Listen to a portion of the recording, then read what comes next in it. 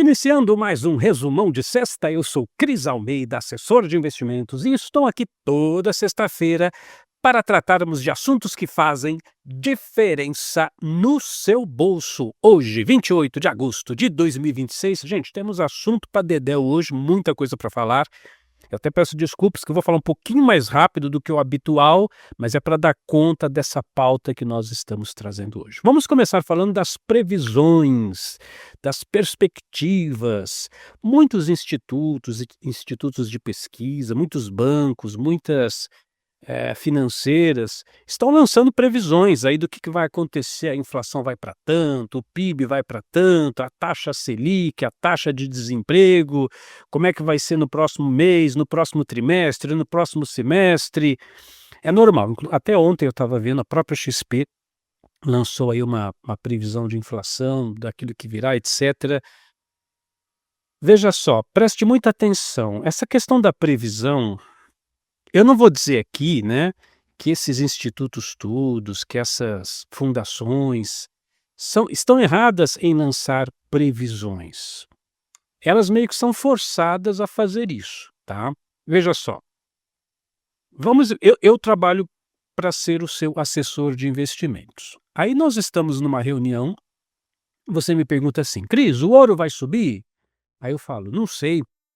"Cris, o petróleo vai cair?" Eu falo: "Não sei." "Cris, o dólar vai manter esse preço que está agora?" Eu falo: "Não sei." "Cris, a inflação vai baixar?" Eu falo: "Não sei." Já pensou se fosse assim? Você fala: "Putz, tá na hora de eu trocar de assessor, ele não sabe nada, né?" Então imagine, isso numa dimensão muito individual, eu como seu assessor, quanto mais toda uma instituição, um banco, ou uma instituição de ensino e tudo mais. Então eles precisam sim dar uma voz de uma direção: "Olha, acho que a inflação vai para tanto, é possível que a Selic vai para tanto, pode ser que a taxa de desemprego aumente, diminua, isso e aquilo." Só que tem uma coisa, pessoal, quando a gente está falando dessas perspectivas, dessas previsões em ano eleitoral, ou, paralelo a isso, quando a gente fala de previsões, de perspectivas de inflação, disso, daquilo, em países que estão atravessando situações de guerra, atualmente a mais badalada, mais falada é Estados Unidos e Irã, gente, essa previsão é mais ou menos assim, é como você pegar um homem totalmente bêbado, totalmente embriagado, coloca ele no carro, e aí você vai fazer uma previsão se ele daquela viagem de carro que ele está fazendo, se ele vai ou não chegar ao destino são e salvo, se ele vai errar o caminho tal. É mais ou menos por aí. Em ano eleitoral, ou quando algum país atravessa situação de guerra, fazer previsão de inflação, de taxa disso, de Selic, de desemprego, disso, daquilo, é muito complicado. Então não é que assim que você não deve levar tanto a sério, mas você deve olhar para essas previsões, para essas perspectivas com um olhar muito crítico, sabendo que as chances de acerto são pequenas, tá? Então eu até dei o meu exemplo agora. Não é que esses institutos, que essas previsões, perspectivas para onde vai a economia estejam erradas, mas é que não tem realmente como fazer uma previsão precisa num cenário como o nosso. O Brasil está em época eleitoral, muita coisa pode acontecer de agora até outubro, onde nós teremos as eleições, então vamos com cautela, tá? Nada do que é dito deve ser tomado como absoluto. A exemplo disso, que é o assunto número 2, o Bitcoin, que tinha descido ladeira abaixo, e se você voltar aí algumas semanas, quando eu falava de Bitcoin, quando o Bitcoin batia lá a casa dos 50 mil, falei: "Pessoal, caiu, depois sobe, depois desce, depois sobe, depois desce, a vida de Bitcoin é essa." O que aconteceu? O Bitcoin subiu de novo. E eu já falei isso para você.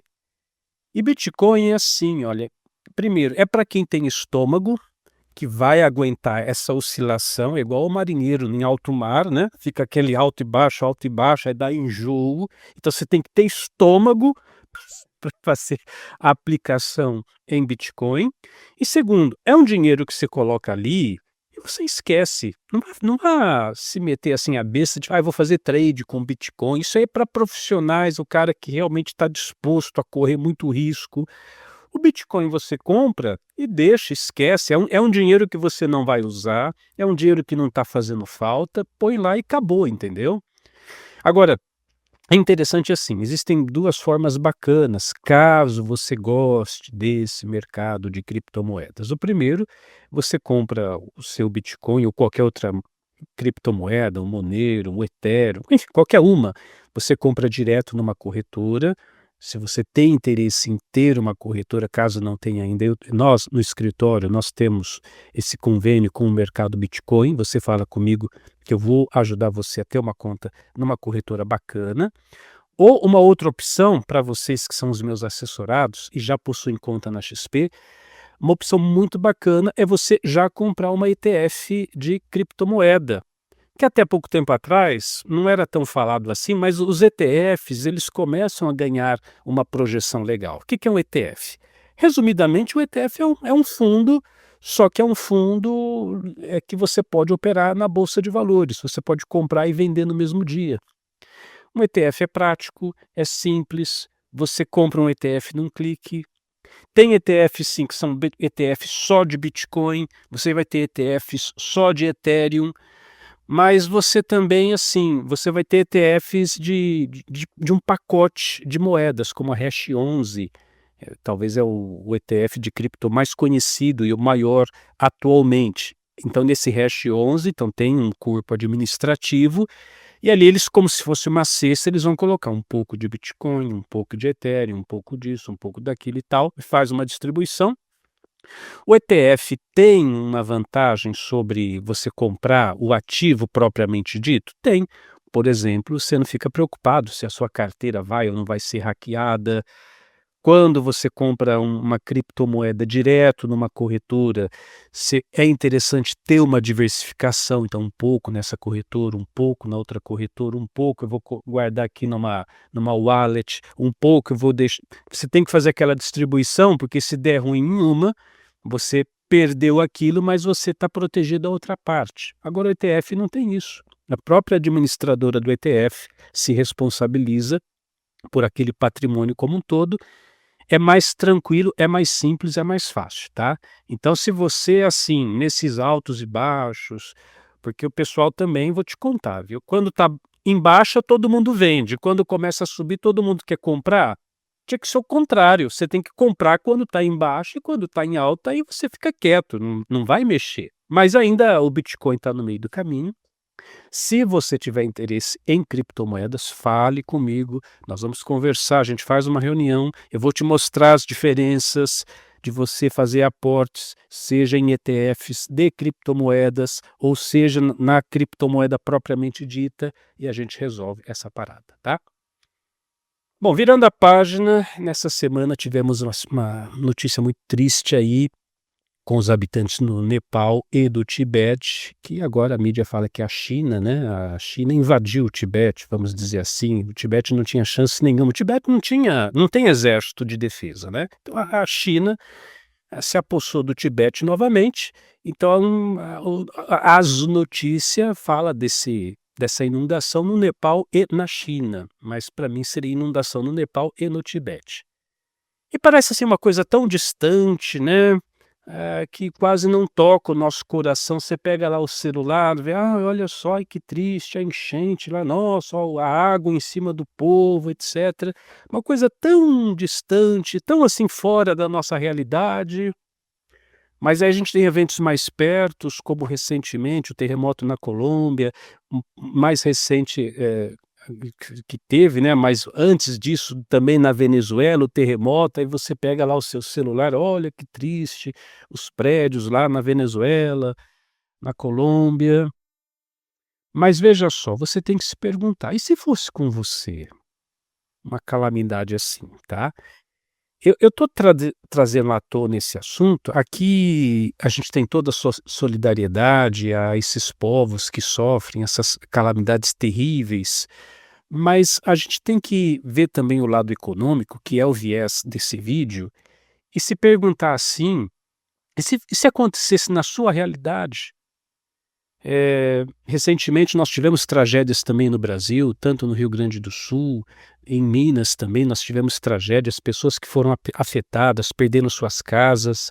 Daí você percebe, em situações como essa, a importância da diversificação, porque tragédias naturais pode acontecer em qualquer lugar. A gente acha que acontece lá. Isso é chamado do viés da exclusão. Acontece com os outros, nunca vai acontecer comigo. Pois é, mas e se acontecer alguma coisa aí na região onde você mora, tá?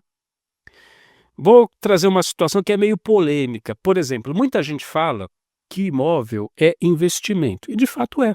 Você pode comprar uma casa e colocar essa casa para alugar. Porém, você deve ter em vista o seguinte: se hoje o seu patrimônio não é tão grande assim, se a quantidade de dinheiro que você tem para investir não é tão significativa, entenda, comprar um imóvel para pôr para alugar, pura e simplesmente, esse único movimento não vai te trazer segurança nenhuma. Vem uma inundação, vem uma enchente, um evento climático, agora a gente está falando do Super El Niño, que vai ser o evento climático talvez um dos piores nas últimas décadas. A gente tem que estar preparado. Aí vem um tornado, uma tempestade, uma enchente, isso, aquilo. Você comprou aquele imóvel para pôr para alugar, que seria o seu investimento, aí vem aquele evento climático e plum, leva embora todo o seu patrimônio. Acabou, perdeu tudo, entendeu? Não estou dizendo que imóvel não seja um bom negócio, não foi isso que eu falei. Eu estou usando a palavra diversificação. Então, qual que é a minha opinião? Primeiro, as suas primeiras aplicações, você precisa criar uma base de investimentos segura, que não vai ser afetada por eventos climáticos e que seja consistente. Então, vou aportar um pouco em tesouro, eu vou aportar um pouco em fundos de investimentos, um pouco em CDBs, em LCIs, em LCAs, um pouco em ouro. Vou colocar uma parte do meu patrimônio no exterior, numa conta de investimento americana.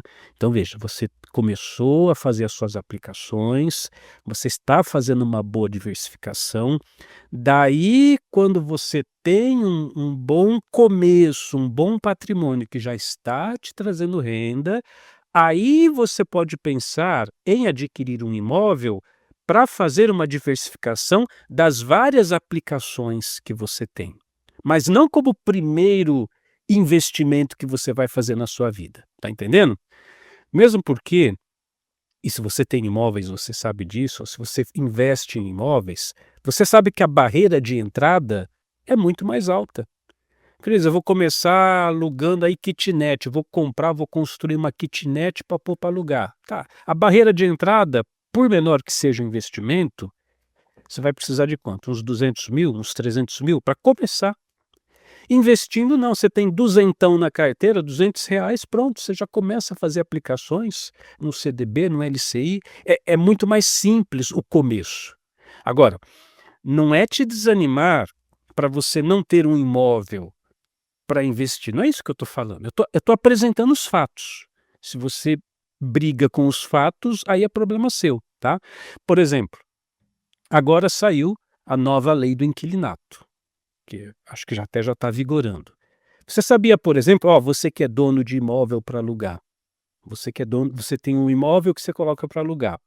Você sabia que agora, caso o imóvel não tenha sofrido nenhum dano, tenha tido apenas o desgaste natural, não é mais obrigatória aquela cláusula lá do inquilino ter que pintar o imóvel na hora da saída? Ah, não, Cris, mas está aqui no meu contrato. Pois é, só que agora o inquilino pode falar, não, mas isso aí é abuso, é uma cláusula abusiva, eu não vou pintar o imóvel porque só houve o desgaste natural e eu não quero pintar. E ele vai ganhar isso na justiça, entendeu? Então, você tem que estar atento, porque é uma despesa que não estava prevista e agora você tem que começar a prever essa nova despesa, você que investe em imóveis, sem falar nos impostos. A reforma tributária agora criou novas regras E maioria dos proprietários de imóveis vão ter que emitir o CNPJ técnico. A definição é assim, CNPJ técnico, é nome bonitinho, né. CNPJ técnico é um CNPJ, só que não é um CNPJ. É só um numerozinho que vai ajudar você a recolher o imposto, tá entendendo? Então aí sem falar que agora a Receita está cruzando todos os dados, um Pix de R$ 5 que você recebe na sua conta já vai lá, está sendo monitorado, observado, então é o fim da sonegação. Então a Receita vai estar de olho nesses aluguéis, se você não declarava, esquece, a partir de agora você tem que declarar tudo certinho, tudo bonitinho, vai ter que tirar o seu CNPJ técnico, se o inquilino não quiser pintar a casa na saída, você que se vire, porque a nova lei vai proteger o inquilino e tudo mais. Então presta atenção. Isso não é desanimar, isso é apresentar os fatos. Então quer dizer que imóvel não é um bom investimento? É sim um bom investimento, desde que ele entre numa perspectiva de diversificação dos seus vários ativos. Então eu tenho aplicações no Tesouro, eu tenho CDBs, eu tenho fundos, eu tenho LCIs, eu tenho ouro, eu tenho investimentos no exterior e eu tenho imóveis alugando. Quando você tem uma renda suficiente que propicia tudo isso, maravilha, não tem problema nenhum, mas não coloque, como a gente diz o ditado, todos os ovos na mesma cesta. E, segundo, não comece pela cesta mais cara. Você com um patrimônio muito menor consegue já criar uma carteira de investimentos bem inteligente, sustentável, segura, para depois então começar a pensar em diversificar em outras coisas, como os imóveis, tá?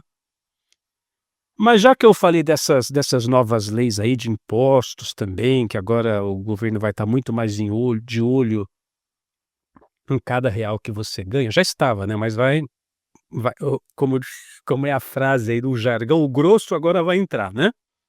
Por falar em impostos, felizmente uma notícia boa que agora é notícia boa mesmo, agora não é ironia não, tá, notícia boa, mas apenas para os habitantes do Rio Grande do Sul. A Assembleia Legislativa do Rio Grande do Sul tinha colocado lá uma lei que ia dispensar, ia tirar o licenciamento dos veículos. Aí o governador do Rio Grande do Sul, Eduardo Leite, falou: não vai tirar essa taxa não, vamos manter a taxa", então ele vetou essa derrubada aí do licenciamento. Aí a Assembleia Legislativa voltou, fizeram uma nova votação e derrubaram o veto do Eduardo Leite. Resumo da ópera, então agora Rio Grande do Sul, parabéns, não vai ter mais taxa de licenciamento de veículos. A extinção dessa cobrança vai começar a vigorar a partir de agora, de 2027. É uma notícia boa, mas antes, veja, é muito importante você entender a diferença de imposto e taxa. Imposto é uma coisa, taxa é outra coisa. Na maioria dos casos, as pessoas acham que é a mesma coisa, não é. Imposto, como o próprio nome já diz, ele é imposto. É uma coisa que se impõe sobre você, tá? Eu imponho esse valor, cala a boca, paga e pronto, acabou. Isso é imposto, por isso que se chama imposto. A taxa é uma taxa de serviço, é uma taxa cobrada para executar uma determinada tarefa. Então o Estado tem que executar por exemplo, poupa-tempo. Você vai lá no poupa-tempo, emitir um RG, alguma coisa, você vai pagar uma taxa para emitir aquele RG. É uma prestação de serviço. Então a Assembleia Legislativa do Rio Grande do Sul entendeu assim: bom, o licenciamento é digital, não tem mais papel, não tem mais aquela burocracia, não faz mais sentido ficar cobrando. E eu estou trazendo esse assunto à tona porque, como já disse, estamos em ano eleitoral, então aquela festa, os deputados abraçando todo mundo, né, aí conhece todo mundo. Bom pessoal, tá na hora, você que vai receber a visita aí dos candidatos aí na sua casa, na sua empresa, num comício, cobrar também do seu deputado aí no seu estado. Olha, lá no Rio Grande do Sul tiraram a taxa de licenciamento do veículo. Aqui no nosso estado vai tirar também. Então, ó, olho no olho aí nos candidatos que virão e cobra, pessoal, porque vamos combinar, né? No Brasil, ninguém aguenta mais, gente. Imposto e taxa, imposto e taxa, imposto e taxa, imposto e taxa, ninguém aguenta mais. Então, o que você puder tirar seja de imposto ou de taxa, conversando com os futuros representantes da população brasileira nas câmaras dos deputados, dos estaduais, federais, faça isso, exerça o seu papel de cidadão, tá?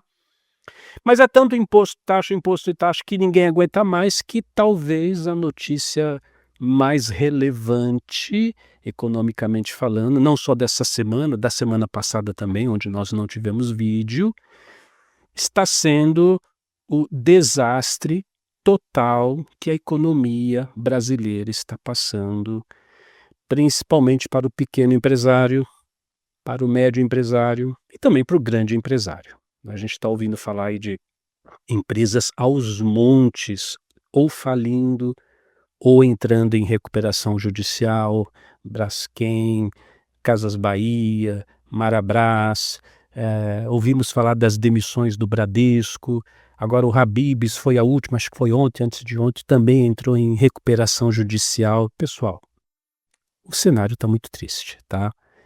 Então, a fila das empresas entrando aí em recuperação judicial é uma coisa assustadora, é preocupante. São tantas empresas, né, que, vamos dizer assim, que estão em recuperação judicial ou estão falindo, que eu, sinceramente, eu comecei a citar esses nomes, mas tem muitos, é que eu não estou lembrado agora, tá? É mais fácil falar das empresas que não quebraram ainda. A única que me vem na cabeça é a Havan, que ainda está de pé, né? Alguma outra aí, mas do resto, para o pequeno, para o médio e até para o grande empresário, está muito difícil. Agora, o fato é que não é apenas um recorde de empresas que estão entrando em recuperação judicial, mas é um recorde de empresas que estão inadimplentes. Ou seja, empresas que estão devendo dinheiro para bancos, devendo dinheiro para fornecedores e, com certeza, devendo dinheiro até para funcionários na questão dos salários, de pagamentos assim. Então, meu amigo, sinceramente, eu só posso dizer uma coisa nesse cenário todo que o Brasil está atravessando: sinto muito, tá? E como diz lá o Torinho lá da Jovem Pan, parabéns aos envolvidos. Sinto muito e parabéns aos envolvidos. Aí, Cris Armida, você está falando mal do governo de novo. Não, pessoal, eu estou sendo sincero, olha aqui nos meus olhos. Eu não torço para a esquerda, para a direita, para a diagonal, para cima, para baixo, para o lado, não é nada disso, pessoal. Eu torço, sabe o que que é? É para que o governo, para que o Estado se intrometa menos. Eu gosto muito dessa frase, desse ditado que eu já disse aqui outras vezes, que é a seguinte, abre aspas: se você está preocupado com os problemas que o governo arruma para sua cabeça, espere até ver as soluções, porque às vezes a solução que o governo traz é pior do que o problema que ele arruma. Então, um governo, um Estado que se intrometa menos na vida do empresário, do pequeno empresário, do produtor rural, né? Que são os que verdadeiramente geram a riqueza no país, entenda, gente, governo, o Estado, não produz riqueza. Quem produz riqueza ou é o empresário ou é o produtor rural.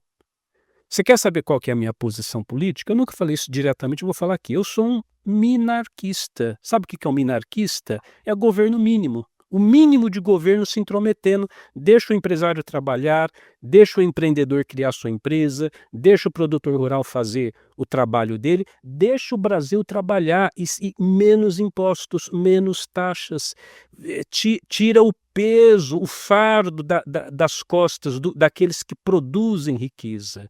Se um governo fizer isso, seja de esquerda, de direita, de cima, de baixo, tanto faz, para mim está ótimo, entendeu? Então aqui eu não estou fazendo política partidária, torcendo para o partido A, B, C ou D, nada disso, tá? Eu tô querendo dizer para você o seguinte, que o Brasil ele está pesado. Para você que é um pequeno comerciante, um pequeno lojista, ou para você que é um mega industrial com centenas e centenas ou milhares de funcionários, o cenário está o mesmo. Dívidas acumulando no lombo do empresário, número recorde de inadimplência das empresas ou mesmo falência. Então estamos em ano eleitoral, mão na consciência, pense bem no que é que você vai fazer com o seu voto, porque o Brasil pede socorro, tá? Fora isso, para terminar então, a recomendação dos analistas, não só analistas da XP, mas de outros bancos, da BTG e, enfim, outras casas que fazem análises do mercado, é muito clara. Pegue uma parte do seu patrimônio, faça alocação em capital estrangeiro. Dolarize uma parte do seu patrimônio, deixa em dólar. Isso você fala comigo, é simples, é fácil, tá? A gente pode ter uma conversa rapidinho, a gente vê o tamanho do seu patrimônio. Eu vou fazer um cálculo para você do quanto que é adequado dolarizar. E é um clique, pessoal. Olha, vamos dolarizar tanto. Ó, enviei a aprovação, aprova no aplicativo. Um clique, pronto. Seu patrimônio está dolarizado. Ah, mas se eu precisar do dinheiro de volta? Eu mando para você o push, ó. Um clique, pronto. De dólar virou real.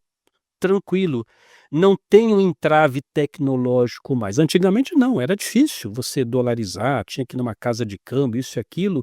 Hoje no seu aplicativo, eu faço aqui uma cotação, consigo uma taxa bacana de dolarização, você aprova e assim, tá bom, pessoal? Então não tem entrave e é inteligente. A gente não sabe o que vem por aí, se o Brasil vai continuar nessa perspectiva com esse rombo fiscal, se as coisas vão melhorar, se as coisas vão piorar. Por isso que foi o tema inicial da conversa de hoje, as previsões, as perspectivas, a inflação vai subir, a Selic vai cair, a taxa disso, a taxa daquilo. Gente, ano eleitoral, países em guerra, sabe-se lá o que vai acontecer. Então é inteligente da sua parte. E o El Niño, super El Niño surgindo aí também. Então é inteligente da sua parte pegar uma parte do seu patrimônio, dolarizar. Fale comigo.